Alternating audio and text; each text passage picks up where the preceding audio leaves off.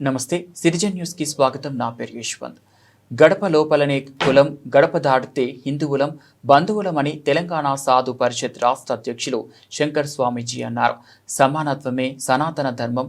కులం అడ్డుగోడలను కూలుస్తూ హిందువులను ఏకం చేయడం కొరకు అందరిలో సోదర భావాన్ని పెంచడానికి గడప లోపలనే కులం, గడప దాటితే హిందువులం, బంధువులం, భారతమాత బిడ్డలం అనే భావనను తీసుకురావడానికి దానికి ఆధ్యాత్మికతను జోడిస్తూ విశ్వ హిందూ పరిషత్ సామాజిక సమరసత విభాగం మరియు శ్రీ మాణికేశ మహాసంస్థానం దామరచేట్ ఆశ్రమ పీఠాధిపతి పిహెచ్పి తెలంగాణ ప్రాంత సామాజిక సమరసత మార్గదర్శకులు పూజ్య శ్రీ శంకర్ స్వామీజీ ఆధ్వర్యంలో శ్రావణ మాసం సందర్భంగా తెలంగాణ రాష్ట్రం వికారాబాద్ జిల్లా తాండూరు పట్నం అంబేద్కర్ నగర్ సేవా బస్తీ దళితవాడలోని శ్రీ మునిగం లాలప్ప గృహమునందు ఈ కార్యక్రమంలో విశ్వ హిందూ పరిషత్ సభ్యులు, గ్రామస్తులు, బంధుమిత్రులు తదితరులు పాల్గొన్నారు.